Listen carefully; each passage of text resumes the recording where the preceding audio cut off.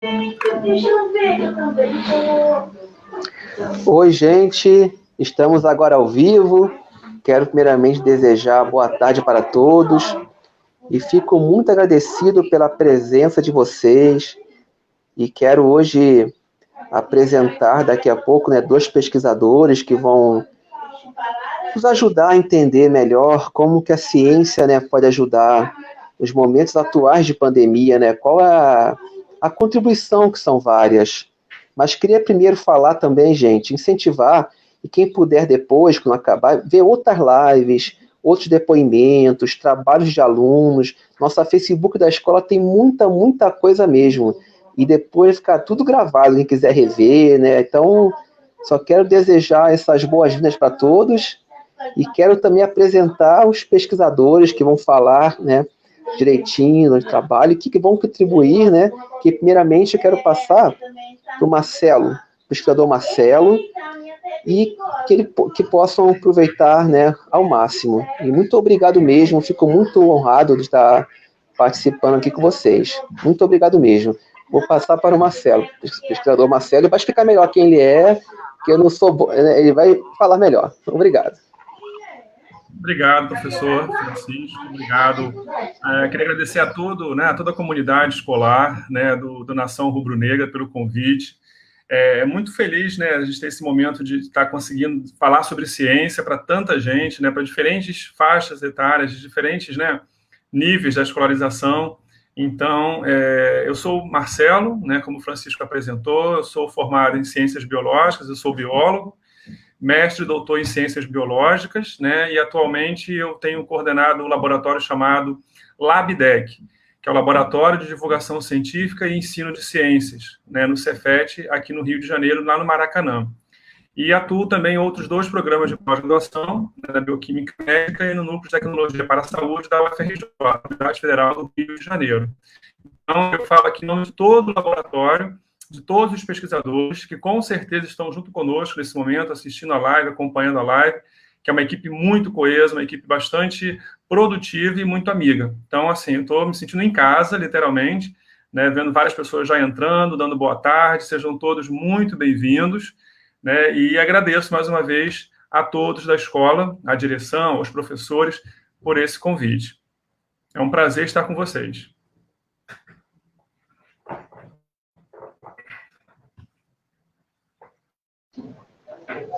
Oi, gente, eu queria até comentar que é interessante, estou vendo que tem alunos do sexto ano, que vocês nunca, sempre mantêm essa curiosidade de estudar, que passar pela escola, aí vão ter a faculdade, aí vão ter o mestrado, quem sabe por que não, né, o doutorado, quer dizer, algo assim que tem que sonhar com isso, tem que ter esse estímulo, nunca percam, né, esse estímulo.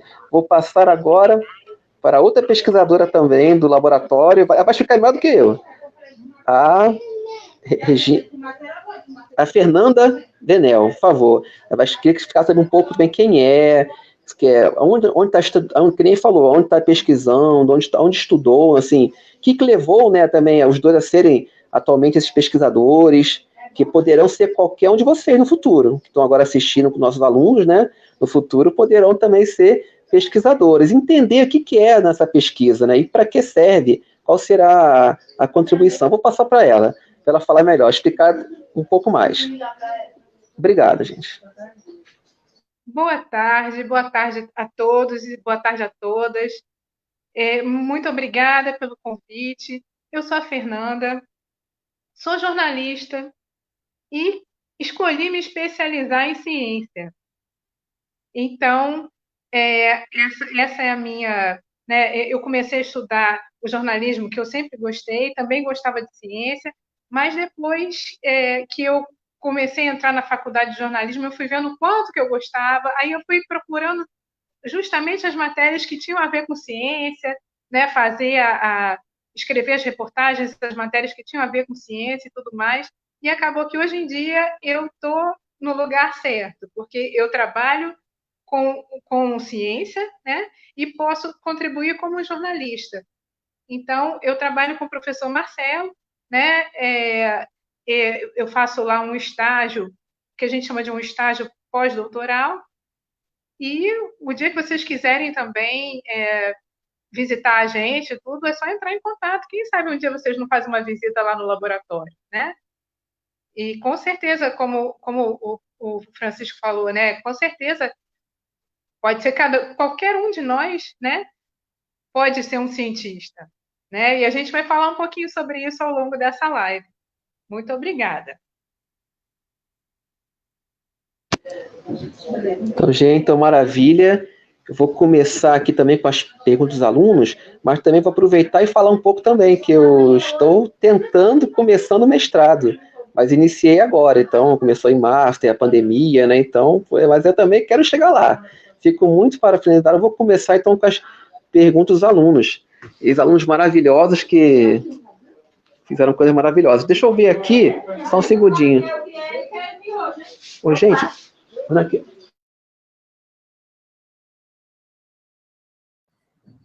Aqui estou aqui na família, né? Pergunto, começar com essa para eles, que qual seria a importância da pesquisa científica para a população? Quer dizer, que muita gente pensa na pesquisa, né? Mas para que pesquisar, né? Qual seria a utilidade para a população? Então essa é uma pergunta fantástica. Quero de vocês, né? Quem quiser começar, né? Eu vou fechar aqui um pouquinho o microfone para poder ouvir vocês melhor. Obrigado. Então, eu posso começar? Posso, Fernanda? Você me dá... E eu só queria fazer um adendo, uma coisa que o Francisco falou, que me remeteu à idade de vocês, né? Eu, desde muito pequeno, desde quando entrei na escola, eu sempre tive muito interesse pela área de ciências, né? E quando foi no quarto, quinto ano, né? Eu tinha mais ou menos 9 anos, 10 anos, foi quando eu decidi que queria fazer biologia, né? E percorri todo o meu ensino fundamental, o médio, entrei na universidade, já com foco da biologia. Então, isso já começa, né, realmente muito cedo. Tem muitas pessoas aqui falando que iria adorar conhecer. Então, o nosso laboratório está de mesmo, como a Fernanda falou, de portas abertas, né? A gente tem também, depois no final a gente pode falar, né? A gente tem uns espaços também como no Instagram, página no Facebook, a gente pode divulgar para vocês, vocês podem conhecer um pouco mais do nosso trabalho. Mas falando um pouquinho da pergunta que o Francisco fez, né? Eu acho que a gente vive num momento total, assim, de reflexão sobre todas as coisas, inclusive o papel da ciência, né? O papel do cientista, o papel do fazer ciência, né? Da produção científica para a sociedade. Então, fazer ciência é isso que a gente está fazendo aqui também, é discutir sobre ciência, é trazer a ciência, né, para a nossa conversa, né? A ciência, que vocês que são ainda adolescentes, jovens, em diferentes faixas etárias, a ciência não fica fechada dentro de um laboratório. Não era para ficar, não é? A ciência é para isso, para ser discutida, para que vocês tenham acesso a esse conhecimento. O cientista produz um conhecimento no seu laboratório, no seu centro de pesquisa. Nós também fazemos o quê? Por exemplo, Fernanda é jornalista, trabalha muito nessa área, que é trazer esse conhecimento que o cientista produziu para a população, que é o que a gente chama de divulgação científica, que é justamente fazer com que todos, né, todas as pessoas, em diferentes níveis, faixas etárias, classes sociais, tenham acesso ao conhecimento. Por quê? Quando você tem conhecimento científico, você consegue tomar decisões, por exemplo, né? A gente tem uma decisão muito clara, que é: tomo banho com água aberta durante 10 minutos ou tomo banho com 1h30 lavando os cabelos? Não pode lavar o cabelo 1h30, não pode gastar muita água. Eu uso máscara na pandemia ou eu fico sem máscara na pandemia? Por que lavar a mão com sabão, lavar a mão? Por que isso tudo? A ciência vai explicar, nós vamos falar um pouquinho sobre isso. Então, na verdade, esse conhecimento ele pode ser importante desde ações individuais, como, por exemplo, eu lavo ou não lavo a mão com sabão, até para aspectos mais globais. Por exemplo, se eu não lavar a mão, se eu não usar máscara, ficar num lugar aglomerado, eu posso me contaminar e contaminar outras pessoas. Entenderam? Então, o conhecimento científico te ajuda a tomar decisões que vão do âmbito individual ao coletivo. Então, por isso, como o Francisco falou, eu reforço. Procurem, pesquisem, né, leiam, perguntem aos professores, conversem sobre ciências, porque, na verdade, ciência é isso. A ciência precisa fazer parte do nosso cotidiano. Tá? Então, eu acho que isso é o que a gente faz aqui, repito, a iniciativa da escola é muito importante. Discutir sobre ciência deveria ser todo dia, como a escola faz. Então, parabéns à escola, e eu acho que o papel do cientista é esse, é levar também a ciência para o povo. E o povo não está necessariamente dentro de um laboratório, né? Ele está na casa dele, ele está na escola dele, ele está na comunidade, na família, e a gente vem aqui para isso, para trazer a ciência para um público muito amplo, que pode ser uma criancinha de 1 ano, como pode ser um idoso de 125 anos. Então, assim, a ciência tem que ser para todos, né? Fernanda, quer complementar alguma coisa?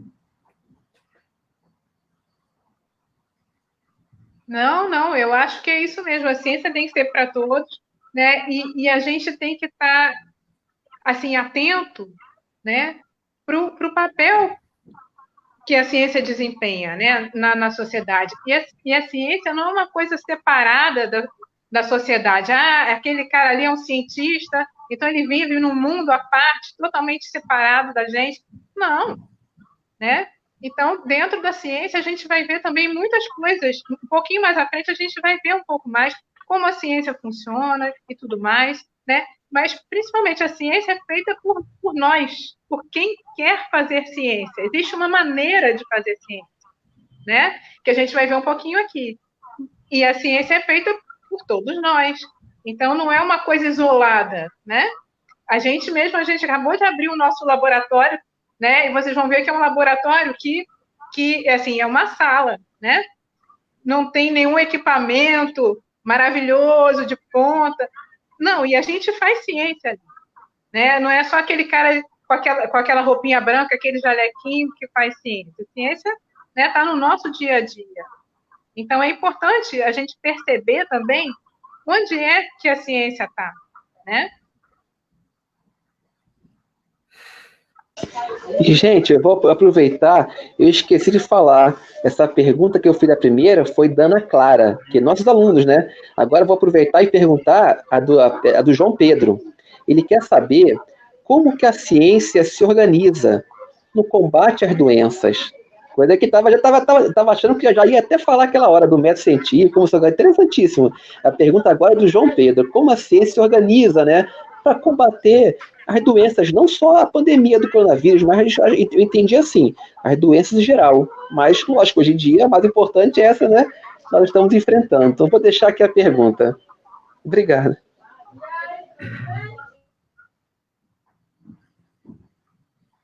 Não sei quem prefere responder essa. Eu posso falar, Fernanda complementa, né? Eu acho que, assim, a gente meio que já respondeu. O João fez a pergunta, como a Ana Clara, e a gente está pensando nisso. A ciência está aqui para não só resolver problemas, né? Porque acho que muitas pessoas pensam que a ciência sempre está existindo para resolver um problema, né? Na verdade, não. A ciência ela existe porque nós existimos. A ciência e o ser humano caminham juntos desde a existência da vida no planeta.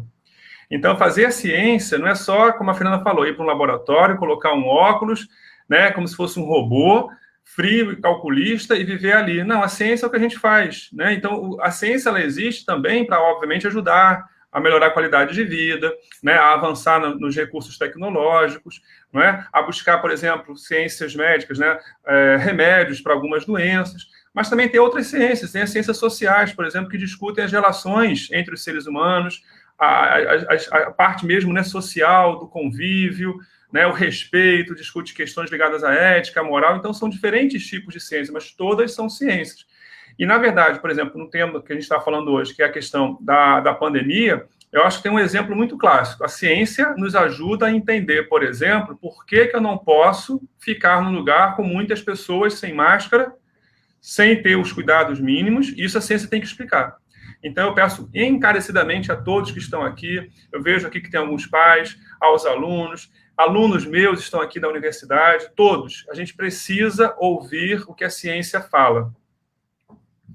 Ok? A ciência está aqui para também nos orientar. Então, se os cientistas falam, por exemplo, que você não pode andar próximo às pessoas, sem os cuidados mínimos, você não pode fazer isso, porque você vai ter o risco de se contaminar em relação ao coronavírus, vamos falar depois um pouquinho dele, vai ter o risco de contaminar, por exemplo, seus familiares, não é? Então, a ciência ela faz todo um processo de construção do conhecimento para ajudar também a explicar o mundo. Muitas coisas que a gente entende no mundo hoje... Muita coisa que a gente entende no mundo hoje foi graças a muitos cientistas que pensaram, estudaram, refletiram, questionaram. Por isso é importante sempre questionar, perguntar, para poder, né, a gente conseguir, não é evoluir, mas conseguir avançar no tempo. Então, assim, a ciência ela tem um papel muito importante.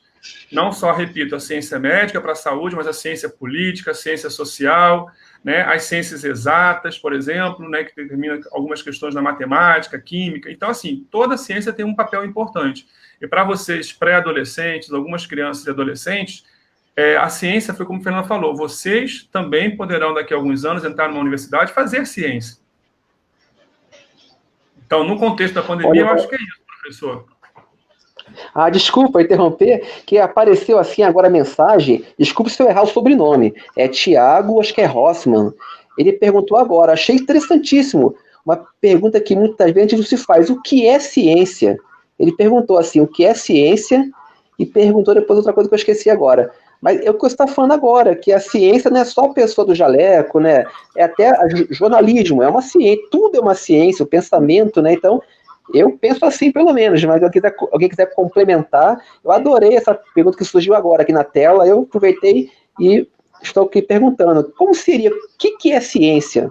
Assim, e o Tiago complementou perguntando o que é a ciência e o que ela faz. Eu acho que a gente já falou um pouquinho a respeito do que a ciência faz, né? Talvez seja legal agora falar um pouquinho sobre o que é a ciência. Opa, e o Carlos Eduardo quer ser cientista. Vamos embora, Carlos Eduardo. Isso aí. Vamos nessa, né? E vou até aproveitar e perguntar mais também vocês, que hoje eu vou perguntar. Perguntar aqui que como que a ciência poderia evitar essa propagação, evitar, no caso, agora, lógico, está mais voltada para essa parte aí. Nós entendemos que a ciência não é só isso, mas nesse caso aqui, como que ela poderia evitar essa propagação? Quais seriam os cuidados que poderíamos ter até para evitar uma nova pandemia, de repente, de outro surto que surja, né? Depois desse. Teria como eu fazer assim algo? Eu só queria retomar uma coisa importante que eu acho que o Tiago perguntou, eu acho que a gente precisa esclarecer. Também a gente tem o conhecimento, que a gente chama de alguns tipos de conhecimento. A gente tem o que a gente chama de conhecimento senso comum, né? É aquele conhecimento, por exemplo, do nosso cotidiano, muitas vezes passados por nossos ancestrais, por nossos avós, né? Que é um tipo de conhecimento, né? Por exemplo, algumas pessoas falam assim, olha, não pode, por exemplo, comer manga e tomar leite, que você pode morrer com uma incongestão. Isso é um conhecimento popular. Não necessariamente é um conhecimento científico.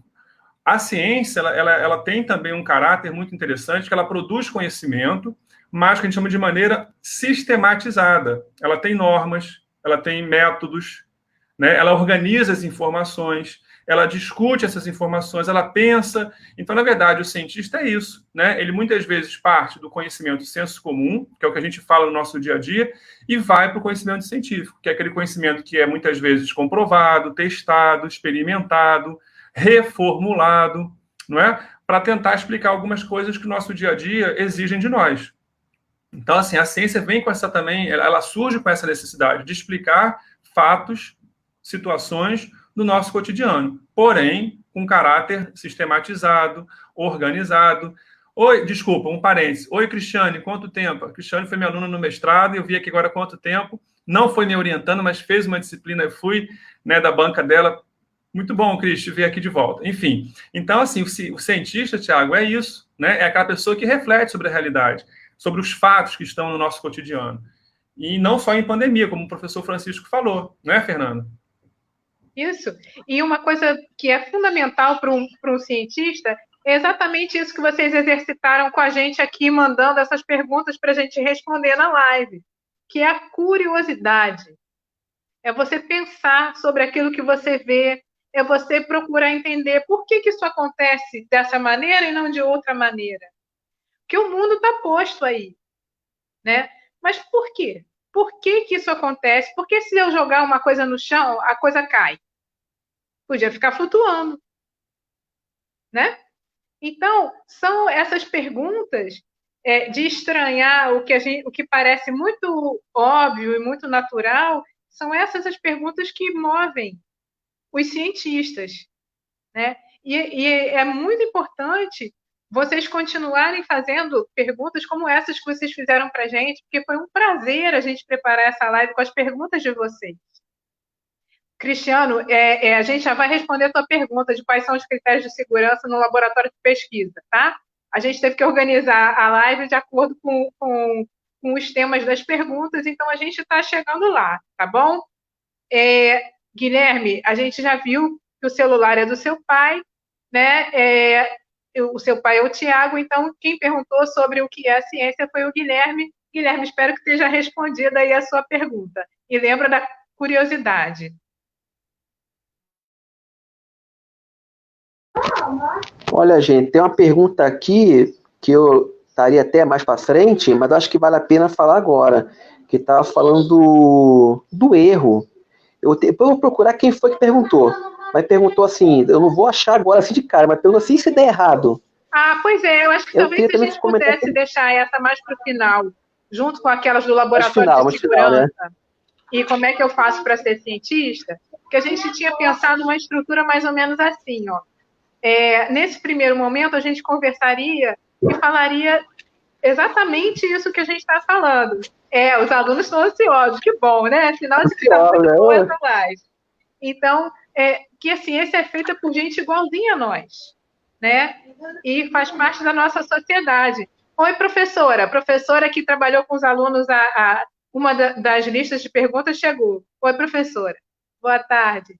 Então, depois a gente vai entrar nessa parte da ciência se organizando no combate às doenças. A gente já está fazendo essas duas partes conversarem agora, né?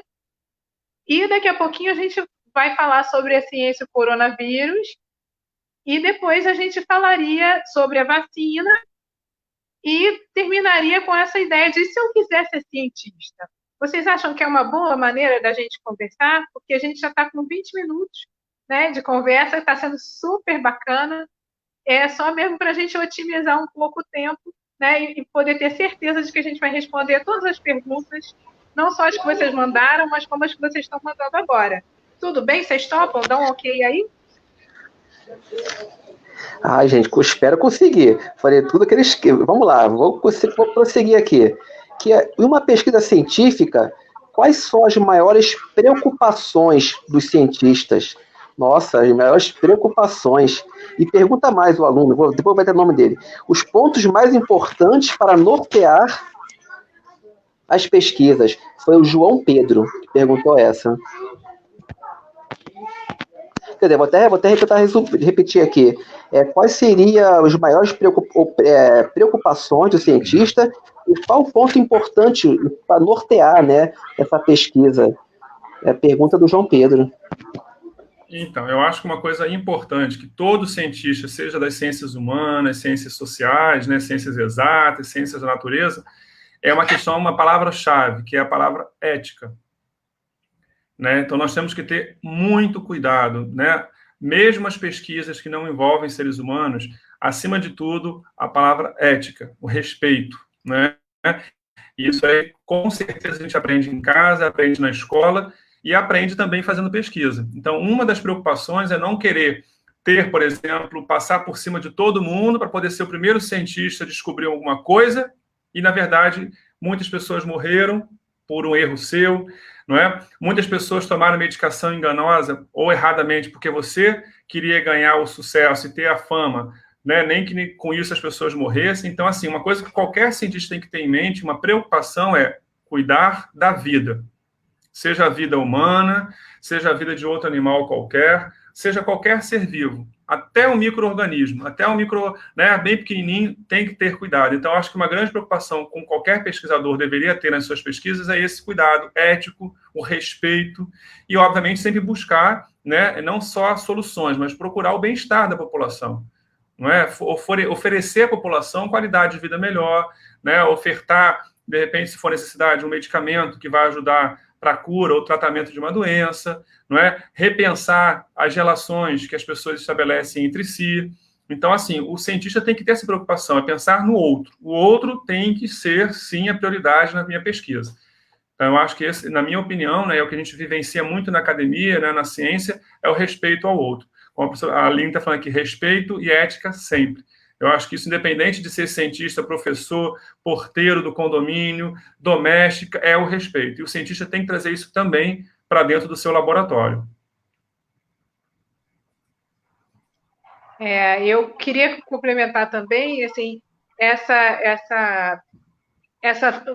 fala sua, né, Marcelo, sobre o respeito e sobre a ética, né, me faz lembrar também uma maneira nova que está se falando aí sobre fazer pesquisa, né? Porque durante muito tempo os cientistas e a população, né? O cientista faz parte da população, mas houve essa distância, né? Entre o que a gente faz no laboratório e o que a gente vive do lado de fora, né?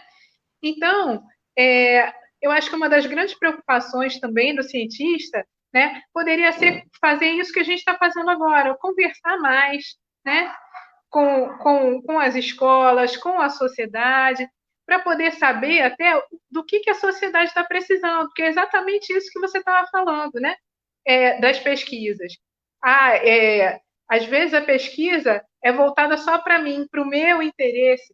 Não, às vezes, né, o mais importante o mais importante, né, é o interesse do outro, é a necessidade do outro. E aí quando eu já for pensar na minha pesquisa, eu já vou pensar de um ponto de partida totalmente diferente. Que eu vou pensar, peraí, mas deixa eu ver o que esse grupo de pessoas está precisando, por exemplo. Deixa eu ver o que eles vão me dizer. Que perguntas eles vão me fazer? E, a partir daí, eu construo a minha pesquisa, né? E isso também é pensar no outro. Na hora de eu fazer a pesquisa, eu também pensar no outro, né? Que é também uma conversa com isso que você estava falando, né, Marcelo? Com certeza. Olha, gente, eu vou só falar rapidamente que o que ela falou agora eu achei fantástico, dessa modéstia, que o pesquisador tem que ouvir o que a população precisa, não ir com uma arrogância científica de achar que ele sabe alguma coisa, não, tem que ir lá e pesquisar e ver o que vai ser realmente eficaz, bom, vai ser útil, vai ser viável também, né? Dentro de uma coisa muito cara que a pessoa descubra, mas que ninguém possa ter acesso, né? Só quem é da elite possa usar aquele produto, aquele remédio, seja algo tecnológico, né? Isso é importantíssimo. Essa ética é o que tem que nortear assim, qualquer relação, né? Na pesquisa, adorei essa fala. Eu não segurei, tinha que falar isso, né? Ok. Quer complementar? Pode falar que eu te cortei, pode falar, fica à vontade. Não, só tô falando pra gente, assim, as pessoas estão comentando, não vai dar tempo, a gente só queria sugerir, porque eu tô vendo que está sendo muito rica essa live, né? No final também, se a gente não conseguir, por favor, já vi aqui o Caio, né, o Guilherme, várias pessoas falando, né, que querem ser cientistas, que querem aprender mais sobre ciência, querem falar de energia nuclear. A gente também tem um Instagram que a gente pode depois, né, Fernanda, a gente pode fazer pequenos IGTVs, aqueles vídeos curtinhos, e postar no nosso Instagram. Vocês podem acompanhar a gente um pouquinho do nosso trabalho. Então, a gente pode, de repente, pegar algumas perguntas que não foram respondidas ou tocadas aqui hoje e depois transformar em IGTV lá para o Instagram, e a gente pode divulgar o Instagram para vocês e vocês vão acompanhando um pouco do nosso trabalho. Alguém perguntou, vocês são cientistas? Sim, nós somos cientistas, viu? Como cientista não é só aquele cara velhinho, né? Também tem mulher cientista, tem homem branco cientista, tem negro cientista, né? Tem homem mais jovem, pessoas mais velhas, mulheres. Então, assim, os cientistas somos nós. E o Guilherme diz, eu amo ciência. É isso aí, Guilherme. A ciência, ela é para ser realmente amada, porque muitas coisas que acontecem no mundo dependem de nós, cientistas. Então, uma ideia que eu tive agora, Fernanda e Francisco, a gente pode depois pegar essas perguntas e fazer pequenos vídeos e postar no Instagram, e os pais, os alunos, enfim, acompanham um pouco do que a gente faz no laboratório. Porque eu estou vendo que o tempo, né, está avançando e as perguntas estão surgindo e é uma demanda interessante. A gente não pode, né, bloquear essas falas. Obrigado, Brian. Então eu vou ter que, deixar algumas, vou passar algumas e vou pular. Assim, que eu acho que tem algumas aqui que são, todas são importantes, não existe pergunta mais importante, pelo menos importante, mas só para a questão de priorizar o tempo. Eu estou vendo uma aqui que pergunta algo que tem tudo a ver com isso, com essa ciência no modo geral, né? Não só a ciência biológica, né? Falando sobre a globalização. Se ela realmente influencia nesse processo, né, atual nós estamos vivendo, né, de pandemia, e se influencia de forma positiva ou de forma negativa. Eu tenho minha opinião, mas quero primeiro ouvir de vocês. Então, essa eu vou questão fazer o seguinte, pegando a fala do professor Francisco, eu vou propor o seguinte, a gente teve um roteiro, uma organização, né? Então, por exemplo, essa pergunta tem a ver com a pergunta também, eu vou falar os nomes e eu vou responder tudo num bloco só. Eu acho que a gente consegue avançar mais assim. Não, claro, boa ideia. O Danilo Russell, o João Pedro, e o Pedro Jonathan perguntaram, né, assuntos muito próximos, agora especificamente sobre a questão da pandemia, né? Então, a pergunta do Danilo foi: como é o processo de descoberta de uma doença? Isso pode gerar uma pandemia. A pergunta do João Pedro: como ocorre a disseminação por doenças, né, por bactérias, vírus e outros micro-organismos? E se a globalização afeta isso tudo? Então, acho que a gente consegue, eu consigo responder, né, falar um pouquinho, se depois vocês quiserem complementar. Então, olha só, João, Pedro, Danilo e Pedro Jonathan. Eu acho que para todos que estão aqui. Então, eu acho que realmente não é fácil, né, o processo de descoberta. A gente está trazendo exemplo da pandemia, né, do coronavírus, da pandemia da Covid-19. E é interessante falar que não é a pandemia da coronavírus, é a pandemia da Covid provocada pelo vírus coronavírus. Né? A gente, às vezes, usa os termos errados. Então, o nome do vírus, né, é diferente do nome da pandemia. O vírus é o coronavírus, a pandemia é a Covid-19, que não é a primeira. Existem outras tantas pandemias que já aconteceram no mundo, né? Inclusive outras que mataram muitas pessoas também. Então, assim, a gente está vivendo esse momento, mas a história já nos mostra que existiram outras tantas pandemias, né, em diversas partes do mundo. E descobrir uma pandemia foi como foi esse caso, né? Vamos contar o caso da pandemia da Covid, porque foi algo recente que a gente ainda está vivendo. Gente, por favor, a pandemia não acabou. Parece que as coisas estão normais, mas não estão. No nosso estado, no Brasil e no mundo, os casos continuam aumentando. Então, não fiquem apenas achando que já abriu tudo, o comércio, o shopping, as praias, que a pandemia acabou. Não acabou. Tá? Eu sou biólogo de formação, lecionei muitos anos de microbiologia e eu sei que eu estou falando. A pandemia ainda está muito, muito, muito grave. Tenham cuidado. Então, assim, ela está se disseminando ainda por quê? Porque boa parte da população no Brasil e no mundo não está respeitando as medidas de segurança.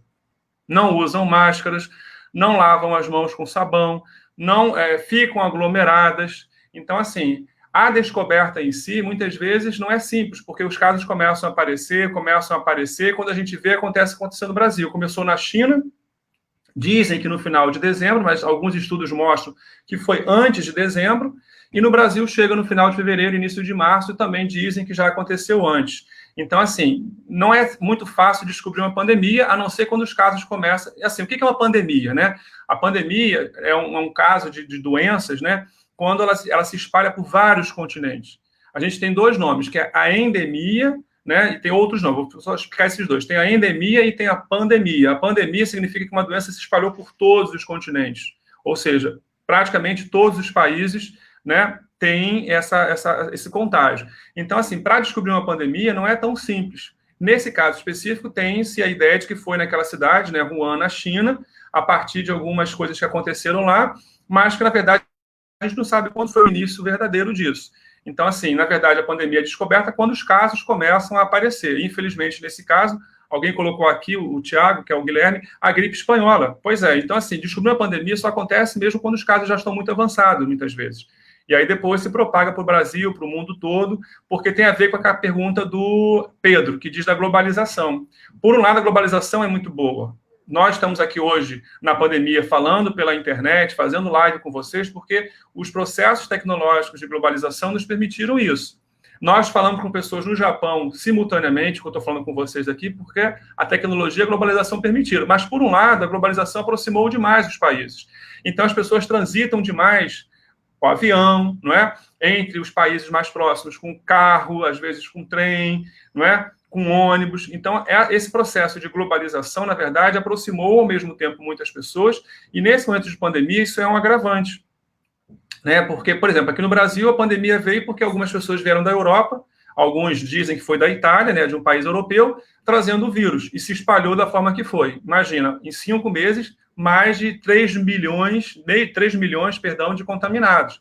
Por quê? As pessoas estão transitando para lá e para cá, não respeitam o isolamento, não respeitam as condições de saúde pública. Então, a globalização é muito boa no sentido de aproximar as pessoas, de facilitar a tecnologia, porém, no caso da pandemia, aproximou demais e a pandemia se espalhou aí de forma assustadora no mundo. Então, assim, como é que ocorre só lembrar aqui o nome dele, peraí, só um minutinho. O João Pedro, como é que ocorre essa disseminação, João? Seja por vírus, por bactérias, por fungos. No caso do vírus, aí é um pouquinho mais complicado, né? Porque o vírus, não sei se vocês sabem, ele sofre muita mutação, ele muda muito rápido o material genético dele. Então, ele se transforma muito rapidamente. Então, por isso, por exemplo, está tendo casos agora, não sei se vocês estão sabendo, no Brasil e no mundo, de pessoas que já tiveram a Covid-19 e estão tendo de novo. Então, não significa dizer que teve a primeira vez que vai estar isento de ter a segunda. Então, ele pode estar sofrendo modificações genéticas e estar novamente atacando o organismo de quem já teve a pandemia. Então, assim, essa disseminação pode se dar de vários aspectos. Nesse caso específico do coronavírus, da pandemia da Covid, pode ser através, como eu falei, de uma aglomeração, pessoas muito perto, pessoas contaminadas com o sintoma e pessoas contaminadas sem o sintoma acabam falando muito perto, compartilhando objetos, espirrando, tossindo, não lavando as mãos, e isso ajuda na disseminação. Pode ser também por água, né? Alguns, não no caso do Covid, mas outras doenças podem ser transmitidas pela água, outras pela a ingestão de alimentos, pelo vento, não é? Então, assim, tem várias formas de disseminar doenças, sobretudo bacterianas e viróticas. Mas nesse caso específico da pandemia, do coronavírus, né, a gente está discutindo muito a questão do contato pessoal, da proximidade entre pessoas, né? E aí, como a Caroline está falando, ainda não há pessoas imunes como se pensava. A disseminação está ativa, o vírus está ativo. Então, assim, ele se dissemina muito rápido por isso. E quanto mais aglomeradas as pessoas ficarem, mais ele vai se disseminar. Tá? Então, é aquilo que a gente falou no começo, que o Francisco falou, eu falei, a Fernanda falou. A ciência não precisa ser cientista para tomar decisões importantes. Vocês pequenos, seus pais, familiares, todos nós temos que ter responsabilidade pelas nossas atitudes. Eu digo vocês, por exemplo, João Pedro, o Guilherme, eles ainda não são cientistas, mas podem ajudar a ciência. Por exemplo, ficando dentro de casa, quando só sair se for necessário, né? Evitar o contágio, né? A aproximação de pessoas contaminadas. Né? E uma outra coisa que até a Júlia chamou a atenção, só para fechar a minha fala, uma coisa importante também que a globalização traz, que para mim, e a Júlia me lembrou muito bem agora na fala dela, é o risco das fake news. Muito bem lembrado, Júlia. A globalização, as redes sociais é um material excelente. Rede social proporcionou a gente estar aqui hoje, conversando, de vários lugares do Brasil, pessoas de outros estados estão aqui, bairros diferentes, mas ao mesmo tempo, cuidado, pessoal. Vocês que são bem jovens, crianças e adolescentes, não se orientem por qualquer informação. Né? Fake news é um produto, sim, da globalização. Ela pode derrubar pessoas, ela pode levar pessoas à morte, e ela pode, inclusive, propagar e ajudar na disseminação de um vírus. Quando se diz, por exemplo, que a vacina já existe, que as pessoas já estão imunes, que já existe remédio. Não existe. O que existe é, os cientistas falam e nós precisamos, não é obedecer, mas entender e cumprir. Isolamento, cuidado com as higienes pessoais, coletivas, e evitar que esse vírus se propague mais ainda. Não só esse vírus, tá, gente? Outros vírus e bactérias também. Porque a gente está bebendo qualquer tipo de água, às vezes, sem cuidado, comendo com as mãos sujas, não é? Não tem higiene pessoal com o seu corpo, por exemplo. Então, são hábitos individuais que podem comprometer o coletivo. Porque se eu me contamino, eu posso contaminar meu familiar, os meus amigos e as pessoas com quem eu estou, por exemplo, dentro de um ônibus ou no metrô ou até mesmo na rua, tá? Olha, colocando aqui em números, né, Marcelo, o que a gente vem falando, né, eu estou aqui com um balanço consolidado do consórcio de imprensa sobre os números da pandemia no Brasil. Então, até esse número é de hoje, às 8 da manhã, tá? Então, de acordo com esse balanço, a gente já teve 118.743 mortes confirmadas no Brasil. 118.743 pessoas perderam a vida por conta desse vírus.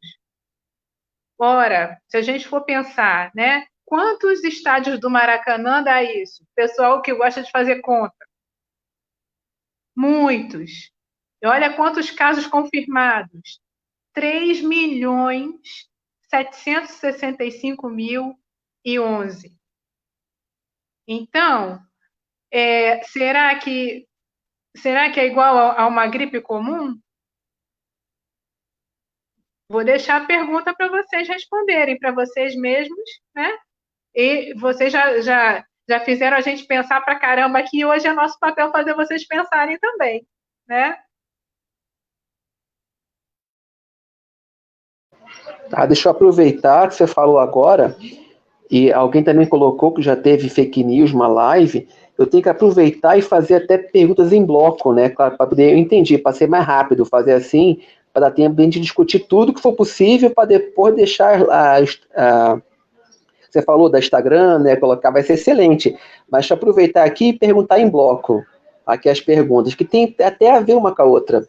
Primeiro pergunta, como que foi descoberto o corona? A parte histórica, né? Como que descobriu, né? Esse vírus coronavírus, não esse agora, Covid-19, é o primeiro, né? O início. E também pergunta se por que ataca os pulmões, quer dizer, não só os pulmões. E também cai um pouco na fake news. Se o clima quente mata o coronavírus, que ele está falando agora sobre isso. E qual tipo de célula? No caso, o vírus não tem célula, mas é bom explicar, né? Por quê? E também que o sabão. Por que o sabão mata o vírus? E por que as crianças, né, estariam, ou será que não estão, mas não ficam doentes, será, né? E por último, quais são as recomendações que estamos falando agora sobre isso? Desculpa fazer assim pelo bloco, né? Desculpa a falta de saber mediar direito, né? Mas qualquer coisa eu queria deixar para vocês comentarem. No caso, para a Fernanda agora, essa parte que eu perguntei agora. Oi, Francisco. Deixa eu só, antes de responder, lembrar o seguinte: a gente está respondendo algumas perguntas com o nome dos alunos, né? Essas perguntas chegaram para a gente com o nome dos alunos. Agora, tem também a turma da professora Tchemeia, que fez as perguntas, mas a gente não tem os nomes de cada aluno, tá?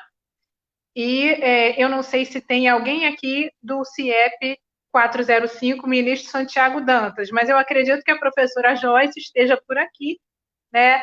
Ela disse que está para participar com a gente dessa live e disse que ia indicar também para os alunos dela, né? Então, quero deixar aqui o nosso alô para o pessoal do CIEP, ministro Santiago Dantas, tá bom? Olha só, o Marcelo já falou um pouco sobre o início da,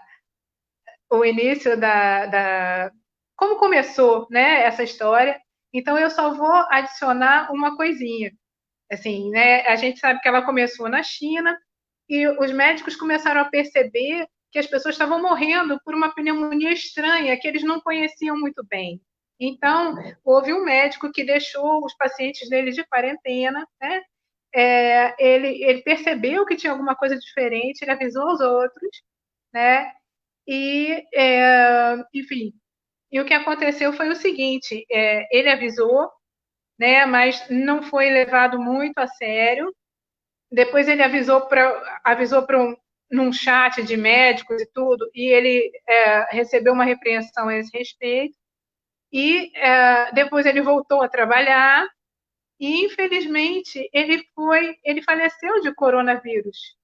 Era um cara jovem, tinha 34 anos, deixou a esposa grávida ainda, né? E ele levantou a bola, né? Mas não, infelizmente não teve o tempo de cortar. Ele próprio faleceu de coronavírus aos 34 anos de idade, né? Então, essa é um pouquinho, só adicionando ao que o Marcelo falou, né? A gente estava falando do coronavírus atacando os pulmões, o Marcelo com certeza tem uma explicação muito mais biológica do que essa que eu vou dar, vou passar já já para ele, né? Só lembrar que hoje em dia os pesquisadores estão vendo que o coronavírus ele provoca efeitos em muitas partes do corpo e não só no pulmão. Então, por conta disso, o que os pesquisadores estão dizendo? Eles estão dizendo que a Covid-19 é uma doença sistêmica. Então, quer dizer, na verdade, atinge vários órgãos, né? Não só o pulmão. Mas aí, o Marcelo vai falar sobre isso muito melhor. Marcelo, manda ver. Queria fazer um gancho com a fala do... Passou aqui, está passando tão rápido, tanta gente participando, legal, que perguntou se contamina por alimentos. Se você comer o alimento, você não se contamina. Só que, se você não higienizar o alimento assim que ele chega do mercado, chega do hortifruti, e começar a manusear aquele alimento, você pode contaminar-se, porque se contaminou a sua mão, depois levou a boca ou coçou o nariz. Então, assim, qualquer alimento que você compra no supermercado, que chega à sua casa, precisa ser higienizado com água e sabão. Deixar pelo menos 20 segundos, o mínimo, do sabão agindo sobre o alimento.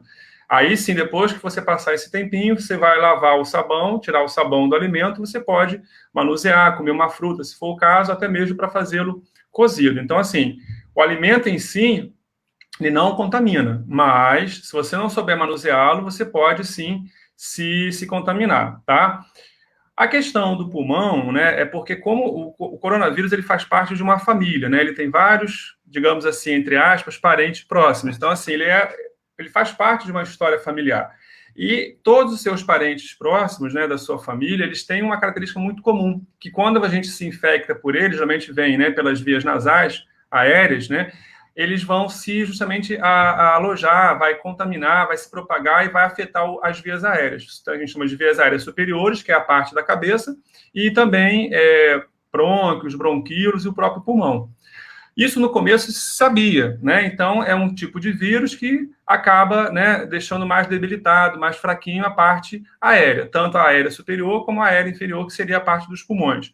Só que, como a Fernanda bem falou, o avanço da ciência já mostrou que ele não só compromete as vias aéreas, como também ele hoje é uma doença, né, sistêmica, ou seja, ele compromete outros órgãos, dentre eles o coração, né? Por isso que as pessoas, por exemplo, que já são cardíacas, né, que tem algum probleminha no coração, elas ficam mais vulneráveis, elas ficam mais fragilizadas.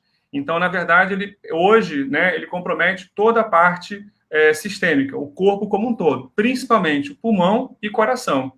Né? Por isso causam tantas pneumonias, faltas de ar, e na verdade é uma consequência desse tipo de vírus. Como tem outros vírus que contaminam e afetam o fígado, tem outros vírus que contaminam e afetam o estômago, e cada um, né, com a sua especificidade. Então, na verdade, esse tipo de grupo, né, de vírus, que é o coronavírus, eles têm essa característica, afetar as vias aéreas. E aí, consequentemente, vai agravando o quadro clínico até a pessoa, muitas vezes, infelizmente, chegar ao óbito. E só um parêntese, gente, criança se contamina sim e propaga o vírus. Uma curiosidade, a Fernanda vai falar isso daqui a pouquinho, mas uma curiosidade, eu fiquei ontem assustado, pessoal, abram os olhos e os ouvidos. Ontem, em Portugal, morreu um bebê de 4 meses contaminado pelo vírus, ok? Óbvio, ele tinha um pequeno problema cardíaco, ele nasceu com um probleminha no coração, mas ele se contaminou porque os pais tiveram coronavírus, e ele morreu. E já tem outros casos no mundo, inclusive no Brasil, de crianças que morreram. Então, essa história de que crianças, escolas fiquem tranquilas, que as crianças não se contaminam, a criança se contamina e pode, sim, propagar para outra pessoa, tá? Então, Fernanda, se você quiser complementar essa questão do pulmão, eu acho que a gente tem essa possível explicação, que como a ciência ela é muito dinâmica, né? Cada dia uma coisa nova, ela pode ser que traga alguns novos conhecimentos para a gente, tá? Olha, a Lilian está perguntando se pode provocar alguma lesão cerebral também, né? Pelo que eu li, Marcelo, eu não sei se você viu também, né? Pode provocar acidentes vasculares cerebrais, né? AVCs. Então, olhem só como uma coisa que a gente nem enxerga, o efeito que uma coisa que a gente nem enxerga pode ter. Observem bem. E uma coisa, Fernanda, desculpa complementar, olha só, gente, outra coisa. Uma pessoa contaminada com algumas pessoas, não são todos, dependendo do corpo da pessoa, da imunidade, do estado físico, tem pessoas que demoram até 6 meses para voltarem às atividades normais, depois de estarem curadas. Né? Por exemplo, quem faz academia, atividade física, não pode voltar a fazer atividade física antes de fazer todo um check-up, examinar o coração, porque ele pode estar curado da Covid, do vírus, mas pode ter, por exemplo, um mal súbito e ter um problema sério no coração. Então, assim, é uma doença que não só fica 14, 15, 20 dias, um mês, como ela pode deixar algumas sequelas que demoram meses até você ter uma saúde novamente plena. Verdade. Inclusive, pode deixar sequelas para a vida toda. Os cientistas têm estudado isso também, né? É que a gente ainda não tem tempo suficiente para saber. Mas tem gente já com sequela no rim, tem gente tendo que fazer hemodiálise direto por conta da Covid-19, né? Então, não é um vírus, digamos, bobinho, não. A nossa sorte é que ele é um vírus fácil de a gente eliminar, como o Marcelo estava falando, com água e sabão, você resolve, né? Perguntaram aqui até para a gente por que a água e o sabão matam o vírus, né? Eu vou falar um pouquinho, o Marcelo com certeza tem uma resposta assim, né, mais de biólogo para dar, né? Mas assim, o sabão ele desfaz essa capa de gordura que alguns vírus têm. O coronavírus, por exemplo, é um vírus que ele tem essa capa de gordura que protege o material genético dele.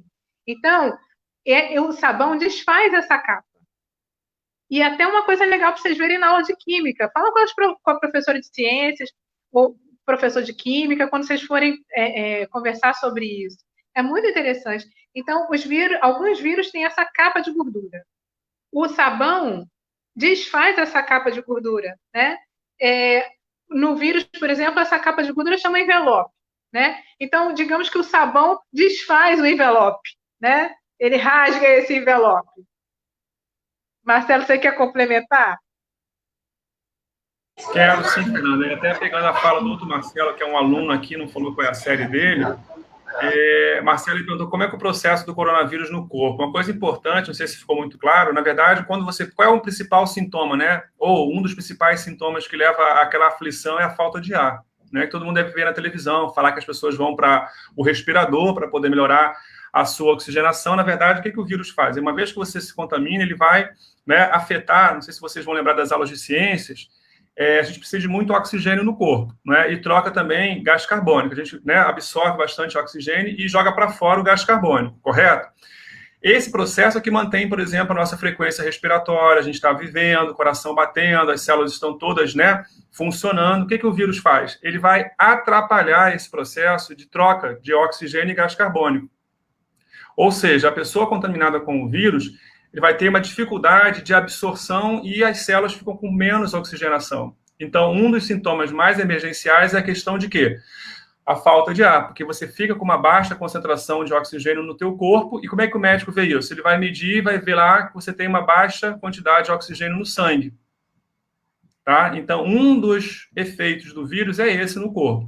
Não é que ele vai destruir o pulmão, tá? Ele não vai causar, ele vai, na verdade, uma das suas ações é interferir, né? O Brian disse que lembra, então, Brian, ele vai interferir na troca gasosa. Então, quando a pessoa está contaminada pelo vírus, você não consegue trocar o oxigênio e gás carbônico como trocaria sem o vírus no seu corpo. Por isso, a falta de ar, né? Muitas vezes entra em coma, a pessoa fica semanas, às vezes, em coma, né? Até alguns, graças a Deus, conseguem se recuperar e voltam à vida normal. E essa questão do sabão é legal que a Fernanda falou. Assim, o álcool gel é muito importante, a gente sabe, né? Quem puder, vai à rua, compra o álcool gel ou álcool 70 líquido também, ele pode ser usado para higienizar as mãos, porque o álcool tem um papel também muito parecido com o sabão, só que o melhor de tudo é o sabão. Eu não tenho dinheiro para comprar álcool, o álcool 70 está caro. Usa o sabão, né, gente? O sabão, ele é importantíssimo. O Fernando explicou. O sabão, ele vai... Quando você, por exemplo, está lavando a panela, se você lavar a panela que fritou um ovo e deixar a gordura na panela e não passar sabão, só passar água, como é que fica a panela? Toda engordurada. Você passa a mão, sente a gordura da panela, do ovo. Quando você passa o detergente, esfrega lá bem com a esponja, passa a mão na panela, não tem gordura. Por quê? O detergente dissolveu todas as moléculas de gordura e a panela ficou limpinha. A mesma coisa, né, é o que acontece com o vírus. Lavou as mãos com sabão, deixou lá uns 20 segundos. Não adianta lavar a mão e sair correndo. Não, tem que deixar lá uns 20 segundinhos no mínimo, tá? Para que o sabão ele vai desmontando a capa que forma o vírus. E aí o vírus não se propaga no seu corpo. Então, gente, por favor, água e sabão. Para onde for, chegou da rua, banho. Lava da cabeça ao dedão do pé. Não fica em casa sem tomar banho vindo da rua. A roupa que você usou na rua, bota para lavar, separa, não pode guardar no armário. Ela pode estar contaminada. Então, o vírus ele se aloja, ele fica fixado horas e dias em objetos também, como mesas, roupas, cabelo, parte do seu corpo. Então, tem que tomar logo banho. Tem que botar roupa para lavar e não lava a roupa logo depois, não. Chegou, lavou. Tá? O chinelo, os sapatos, higieniza a sola. Não entre em casa pisando com chinelos e sapatos que você foi à rua. Você pode contaminar a sua casa, contaminar o seu avô, seu pai, seu irmão, todos os seus familiares, tá? Opa, deixa eu aproveitar a sua fala para também falar, quem puder ver na internet a forma como se limpa a mão, que para a gente parece que é muito óbvio, lavar a mão. Mas a pessoa for ver, é entre os dedos, é toda uma técnica interessante. E não precisa gastar muita água, não. Você pode desligar a água e ficar ensaboando lá o tempo que for necessário a sua mão, né? Depois você vai lá e abre a água de novo. Só a pessoa perceber, né, que limpar a mão, né, não é simplesmente como eu estou acostumado a limpar a mão, né? A não ser quem já é enfermeiro, já é médico, já teve essa técnica, né? Mas não custa ver, é uma coisa que a gente pode, né, aprender, né, facilmente. E vamos tentar, né, limpar a mão da forma correta para se prevenir, né? E, além de todas as medidas, além dessas, né? Mas eu queria aproveitar também agora. Não, pode falar, pode falar. Como a gente estava falando desde o começo, né? Aquela história que o Marcelo estava falando de não pensar só na gente, pensar no outro, né? Esse é um bom momento também para não pensar só na gente, pensar no outro. Eu não sei como o meu organismo vai reagir quando ele entrar em contato com o vírus. Pode ser que o meu organismo dê conta dele. Mas e o organismo do outro? O organismo da minha mãe, o organismo da minha avó, o organismo da minha professora, o organismo da diretora da minha escola. Será? Será que vai reagir da mesma maneira? Com esse número todo de mortes que eu li para vocês ainda há pouco? Eu acho que não, né? Então, é uma questão de pensar não só na gente, mas também no outro. Não, claro, e nessa hora, às vezes as mães ficam com saudade, né? Que o filho nunca mais foi lá ver a mãe, né? Não foi lá ver o pai que já é idoso, né? Eu sei que vai partir o coração, né? Do familiar, né? Mas tudo que foi importante para manter a vida, né? Temos realmente que pensar no próximo mesmo. Como falou no começo, da ética, né? Desse pensamento que todos temos que ter, né? Com certeza, eu concordo. Eu queria perguntar também, alguém acabou de postar sobre a vacina, que são perguntas relacionadas a isso, que como que é feita uma vacina, no caso contra o coronavírus, né? Mas poderia até explicar como que é feita a vacina de forma geral, né? Além do coronavírus, é o processo, né, de criação. E se fazem testes. Uma pergunta é do caso Eduardo, o processo, mas a outra complementa, que é do Ricardo Borges. Qual seriam os testes, né, para criar a vacina? E depois pergunta o outro aluno, desculpa não ter aqui o nome, se tem certeza que vai funcionar. E se tiver erro na hora de fazer a pesquisa, né, nessa produção? Então, excelente pergunta, na verdade, excelentes perguntas, né, que eu estou vendo desde o começo, pessoal. E a vacina que eu acho que todos nós, acho que nunca quisemos tanto uma vacina, né, acho que é o que a gente mais espera a nível mundial, pessoal, acho que todos nós precisamos ou de uma vacina ou de algum medicamento que consiga, pelo menos, diminuir a quantidade de mortes, né. Eu acho que a ciência, nos últimos 6 meses, tem se dedicado intensamente para descobrir, né, ou para produzir medicamento, a vacina, enfim. Eu acho que a vacina, como é a pergunta, né, do foco, assim, eu acho que o processo de vacina ele se aplica para todos os tipos de, a gente chama de patógenos, né, que são os micro-organismos que causam doenças, né, em especial, a gente está falando dos vírus. Primeira coisa, a vacina não é um processo fácil de ser produzido, né, ela demora, às vezes, meses e pode demorar anos. Isso é o corre-corre do último dia, tentando não demorar anos, para que a gente consiga ter o mais rápido possível uma vacina que seja eficiente. Não adianta ser uma vacina qualquer que as pessoas vão tomar e não vai ter a solução. Então, assim, por isso o processo demora. Por quê? Primeiro, ela tem que passar por um processo. Eu tenho que entender o organismo que eu estou estudando, no caso, por exemplo, o coronavírus. Para poder chegar à fase da vacina, antes da vacina, tem que fazer os testes. Para eu poder fazer os testes, tem que saber qual é o micro-organismo que eu vou tentar, não é, produzir uma vacina. Então, digamos, o coronavírus. Eu tenho que conhecer muito bem, saber como é que ele é, a estrutura dele, como é que ele, né, quais são os tipos possíveis de mutação que ele sofre, como é que ele se manifesta no corpo, como é que ele fica no ambiente, enfim, depois que eu já conheço o micro-organismo bem, estudei muito ele, aí eu começo a fazer o processo de produção. O que eu faço com esse vírus? Né? Eu vou separar, isolar o vírus, por exemplo. De onde eu pego esse vírus? Posso pegar do sangue, da saliva, de amostras de pessoas que foram contaminadas. Eu tiro o vírus dali e vou tratar ele em laboratório. O que é tratar o vírus em laboratório? Eu posso fazer o seguinte, eu posso fazer alguns mecanismos para deixar o vírus mais fraquinho, que a gente chama de vírus atenuado, ou eu posso também, talvez, conseguir matar o vírus e usá-lo para a produção da vacina. Então, eu tenho que fazer primeiro entender o que é o vírus, como é que ele se comporta, quem ele é. Depois eu vou tratar esse vírus no laboratório, vou torná-lo mais fraco, ao ponto de não mais contaminar ninguém. Eu vou, muitas vezes, matá-lo, trabalhar com ele morto, é o vírus morto ou o vírus atenuado. E aí eu começo a fazer uma série de testes, que a gente chama de testes clínicos. O que são os testes clínicos? Primeiro são aqueles ensaios clínicos não biológicos, ou seja, eu começo a testar a minha vacina, né, o meu produto, em animais que não são humanos. Então, eu começo a testar em outros animais, geralmente são ratos de laboratório. Depois de fazer essa série de testes não clínicos, aí eu falo, opa, está dando resultado. Os ratos estão se contaminando e não estão, né, propagando a doença. O vírus está no corpo do rato, o rato não ficou doente. Bom sinal. Eu vou passar para a próxima etapa, que às vezes demora meses para chegar, que é a fase clínica, ou seja, eu vou começar a testar em seres humanos, para ver como nós, humanos, respondemos a esse produto, que é o que nós já estamos fazendo. Não sei se vocês estão acompanhando, né? A gente tem aí vários laboratórios no mundo todo testando vacinas. E já está nessa fase clínica, quer dizer, testando em seres humanos. 5 mil, depois aumenta para 10 mil, chegando a 20 mil, para ter uma condição mais certa de falar, agora a vacina está quase pronta. Beleza, não está pronta ainda. Então, começamos com teste não clínico, usando animais de laboratório.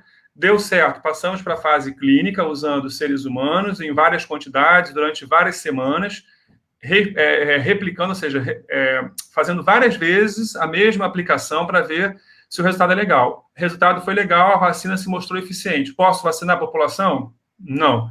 Tem que passar por todo um rigoroso processo de organizações, agências internacionais para validar, para dizer, ok, a vacina está boa. Uma delas é a Organização Mundial da Saúde, tem a Agência Nacional de Saúde, que vão dizer que agora a vacina está ok e pode ser, então, produzida.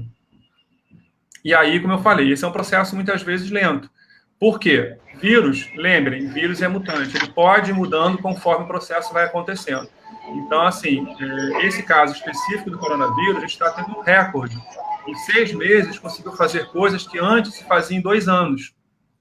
Então, na verdade, o aparato tecnológico, né, os investimentos foram tão grandes que possibilitaram que países no mundo todo estejam trabalhando. A gente tem vacina, por exemplo, avançada lá na Inglaterra, tem vacina avançada na Rússia, tem na China.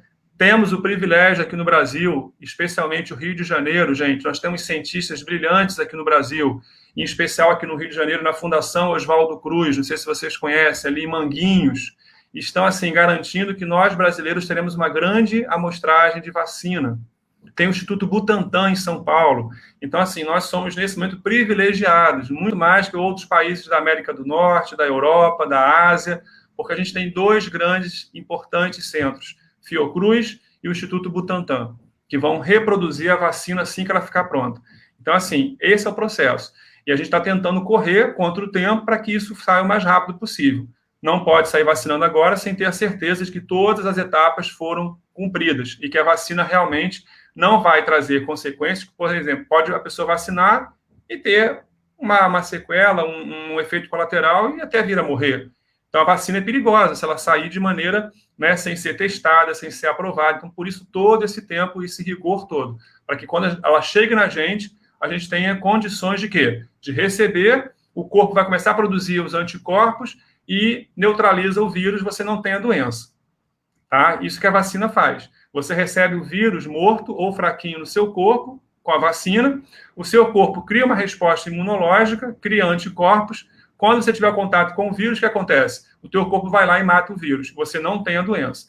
Vírus da gripe, agora está tentando o vírus do coronavírus, vírus da febre amarela, enfim, todas as viroses, quando tem vacina, funciona assim. Tá? Então, a gente tem realmente que acreditar que esse processo vai ser mais rápido. É a única saída, né? E a gente tem certeza que isso vai acontecer. Não sabemos quando. Previsões existem, mas, assim, efetivamente não há ainda uma data marcando o início da vacina. Richard, daqui a pouco, se ela quiser complementar, eu fico só preocupado com o horário. E também eu queria aproveitar... A Marcela já avisou que a gente pode seguir mais um pouquinho. São 3h05. Então, eu acho que se a gente for até umas 3h10, 3h15, acho que está de bom tamanho, né? Tudo bem para todo mundo? Não, por mim podia ser então, o dia tranquilo. Todo, mas eu vou tentar. Só complementando... Ô, Francisco, só complementando aqui o que o Marcelo estava falando, né? E a gente voltando lá para o começo, né? Essa é uma vantagem da globalização, por exemplo, né? Que os cientistas do mundo inteiro estão trabalhando juntos em prol de uma causa nesse momento. E estão trocando informações, né? Então, isso é muito bacana, né? Agora fica aqui a pergunta: quantas outras vezes mais a gente poderia fazer isso, né? Sem precisar ter uma pandemia desse tamanho? Vocês, como futuros cientistas, os que quiserem ser, vamos pensando. Gente, eu não posso fazer uma intervenção rápida, a gente não pode deixar passar isso. O Guilherme perguntou como o coronavírus pode nos contaminar. Tá vendo, gente? Ainda tem muita gente com dúvida. Nem que a gente não consiga responder todas, mas essa resposta a gente tem que dar.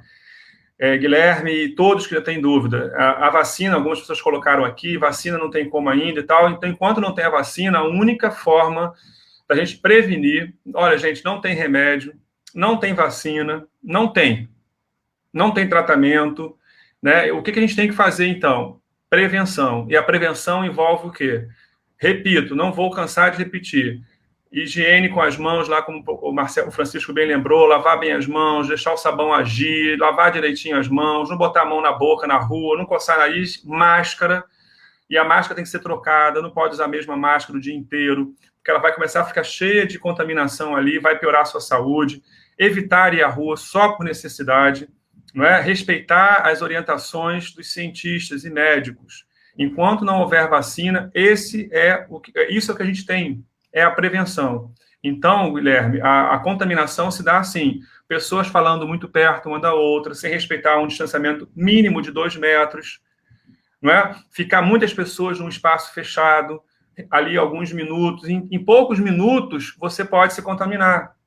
Né? Até correndo na rua, fazendo esporte, não se contamina? Contamina. Você vai correr e vai liberar gotículas da sua saliva, você vai transpirar, vai espirrar, por exemplo, vai tossir, quem está atrás vai pegar o seu vírus, se você tiver o vírus. Tá? É muito sério, pessoal. Eu sei que muitos aqui, né, não têm esse conhecimento ainda e não tiveram a doença, graças a Deus, mas procurem manter o isolamento, procurem respeitar as regras do que os médicos e cientistas falam. Tá? Enquanto não tiver remédio, não tiver vacina, a solução é essa. Ok? Tossir, botar a mão aqui, coçar o nariz, não pode, tem que correr, lavar a mão. Né? Evita falar perto das pessoas, às vezes ficar distante. Eu estou há 6 meses sem ver amigos, sem ir para o laboratório, sem ver familiares. É difícil? É. Mas é o que a gente tem. Ninguém esperava que a gente fosse passar isso em 2020. Não é? Que vocês estivessem tantos meses sem poder ir para a escola, sem rever os amigos, mas graças a Deus nós estamos vivos. Pior foram aqueles que já morreram com a pandemia. Fernanda mostrou 118 mil brasileiros. Quantos milhões contaminados? Então, assim, a gente tem que sobreviver a essa pandemia. Então, é usar o álcool 70, é usar água e sabão, se não tiver o dinheiro para comprar o álcool 70. Se não tiver dinheiro para comprar máscaras, muitas, usa, vai lavando, vai reutilizando. Se for descartável, tem que jogar fora, mas se for de pano, vai lavando, higieniza, deixa de molho e não tenham, assim, a ideia de que isso já está resolvido. Não está. O vírus está aí. Ok? Muito importante, né, Marcelo, falar sobre isso, né, Marcelo e Francisco falar sobre isso, porque, assim, tem vários ambientes, né, onde a gente acaba assim, se juntando muito, né? O supermercado é um lugar onde a gente acaba se juntando muito, né? Muita gente junta ali na banquinha, vai ali comprar um chuchu, uma cenoura, não sei o quê, um monte de gente botando a mão no chuchu, botando a mão na cenoura, botando a mão na batata, aí você vai lá, bota a mão também. Então, são coisas que a gente fazia no dia a dia e que nesse momento não dá para fazer. Porque, assim, o que a gente escuta também? Ah, mas tem leito sobrando no hospital, tem cama sobrando no hospital. O que adianta ter cama sobrando no hospital se não tem remédio, se não tem vacina, se não tem garantia de que se você for parar no hospital você vai ficar bem? Não adianta nada ter espaço no hospital. Então, essa é um apelo que a gente faz para vocês aqui de verdade, de coração. Eu sei que o baile vai chamar, eu sei que a rua vai chamar, porque chama, né? Marcelo está sem sair esse tempo todo, eu estou saindo assim para o basicão. Eu saio uma vez a cada 10 dias, a cada semana, uma vez por semana. E por que tudo isso? Né? De novo, não só por minha causa, mas por causa das outras pessoas também, né? Lembrando um pouco disso. Porque, assim, como a gente pode se proteger? Não saindo, lavando a mão, e lavando, como o Marcelo explicou, quer dizer, lavando e deixando o sabão funcionar, né? Lavando as coisas que chegam na nossa casa. É assim que a gente vai se proteger, com água, sabão e máscara. Água, sabão e máscara. É assim que a gente se protege. Gente, falar uma coisa com vocês. Estamos realmente, infelizmente, né, acabando mesmo, mas eu quero aproveitar e fazer um gancho, que estamos falando sobre a vacina. Aí o Nicolas pergunta quais seriam os critérios de segurança do laboratório e pergunta também sobre o uso de animais nesses testes, que ele comentou que usam em ratos, né? Aí muitas pessoas ficam com pena, entendo, mas até que ponto, né? Deveria, não deveria? E também quero aproveitar e falar sobre a escola. A escola deveria voltar, como às vezes os políticos querem que volte. Eu entendo que os pais têm que trabalhar, que não tem, sei lá, é complicada a situação. Até o professor ficar ansioso para voltar à rotina, né? Não só, mas tem a ver com o caso, né? Estaríamos preparados ou não? E desculpa perguntar os três juntos, né? Sobre os testes, segurança, laboratório, né? Uso de animais e sobre essa possível volta, né? Às escolas. Pegando a parte do laboratório, depois a Fernanda pode falar um pouco da volta da escola, né? A gente pode dividir né? E tem a questão do tempo. Enfim, eu acho que a gente pode discutir duas coisas importantes em relação ao laboratório. O uso de animais, né? Ele passa por o que a gente chama de comitê de ética. Lembra? Eu falei a palavra-chave? Ética, né? Respeito à vida. Então, assim, eu só posso usar animais se o meu projeto passar por uma avaliação dizendo tem que ser, não tem outra saída, tem que ser animal. Né? Às vezes é um pequeno roedor, é um rato, né? Ou outros animais que são usados em teste. Então, assim, não é sair usando qualquer animal para poder testar, não. Passa por todo um processo de avaliação, né? Eles vão dizer se tem ou não necessidade de usar aqueles animais, só que, infelizmente, a gente não pode começar o teste já com seres humanos, porque senão seríamos aí, né, teria uma situação muito complicada. Muitos seres humanos também teriam morrido. Então, assim, o comitê permite começar esses pré-ensaios ou ensaios não clínicos com animais que não sejam o ser humano. Então, né, dói o coração. Meu primeiro trabalho no laboratório, lá na universidade, foi justamente com ratos. Doía meu coração ter que testar o rato, mas, infelizmente, para chegar, né, ao processo de produção de vacina, por exemplo, tem que ter essa fase. Não se conseguiu ainda pular essa etapa e já começar com o ser humano. Seria muito arriscado. Os cuidados são todos. Alguém falou aqui de roupa. Por que não faz uma roupa também? Uma roupa que proteja na rua? Existem, né?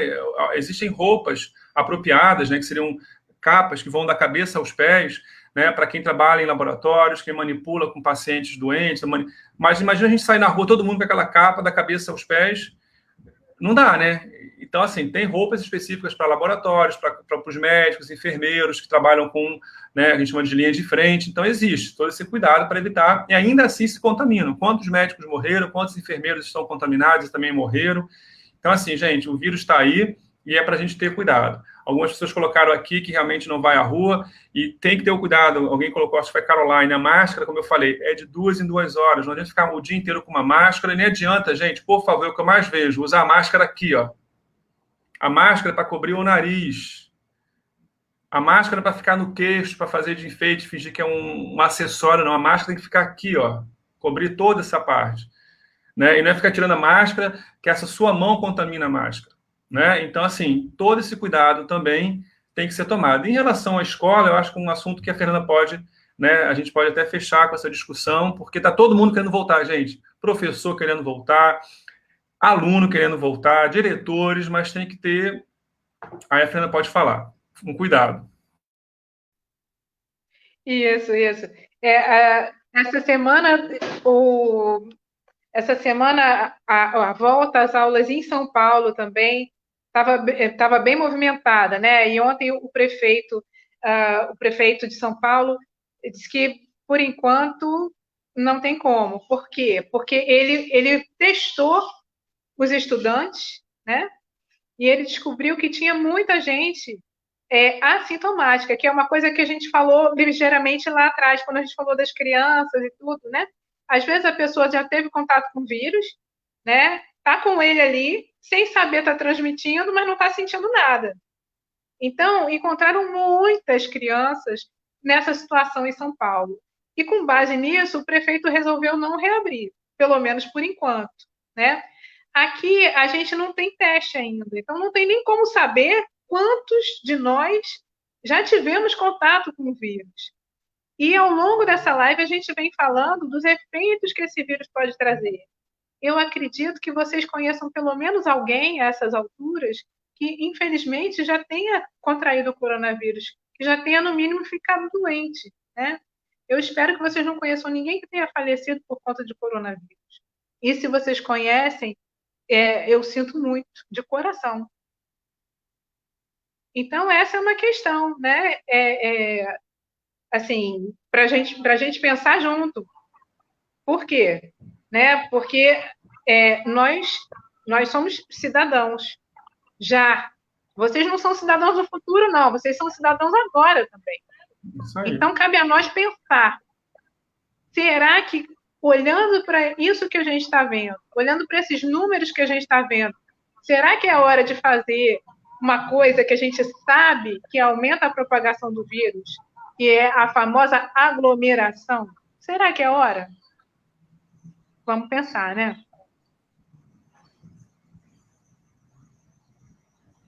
Bom, já são 3h18.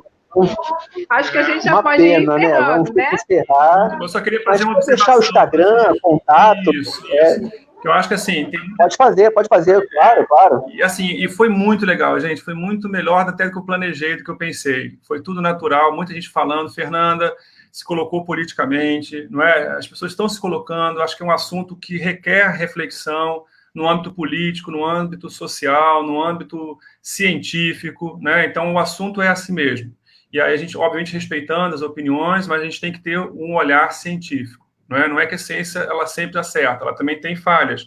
Mas a ciência é que hoje, e como já vem contando a história, já traz resultados muito expressivos para várias questões. Então, assim, vamos ouvir os cientistas, vamos ouvir os especialistas, não ficar ouvindo fake news por aí, porque senão a gente está numa situação perigosa. Então, assim, eu vou deixar meu Instagram, que é, quem quiser anotar, é o prof.dr.rocha. E aí lá vocês podem me adicionar, que eu encaminho vocês para o Instagram do LabDeck, que acho que é o nome mais complicado. Eu vou repetir, o Instagram é prof.dr.rocha. Aí me adiciona, me acompanha no nosso trabalho, eu posso direcionar para vocês o Instagram do LabDeck. LabDeck é o laboratório, LABDEC, LabDeck. Tá? Foi um prazer. Obrigado à direção da escola, a professora Regina, os demais professores. Francisco, muito obrigado. Marcela, que está nos ajudando aqui também. Tá? Saúde para todos. Saúde, olha, muito obrigada vocês. Também. Isso, obrigadíssima. E que o laboratório virtualmente já está aberto, né? Hoje nós participamos aqui, né? Então o laboratório virtualmente já está aberto. E quando for seguro, com certeza a gente vai voltar, né, Marcelo? E recebe vocês lá de braços abertos. Eu ando doida para dar um abraço e vou receber vocês de braços abertos. Se Deus quiser, já teremos a vacina. Eu vou poder abraçar um por um. Gente, muito obrigado. Vai ficar gravado.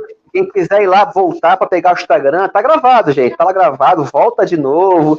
Então, grande abraço mesmo.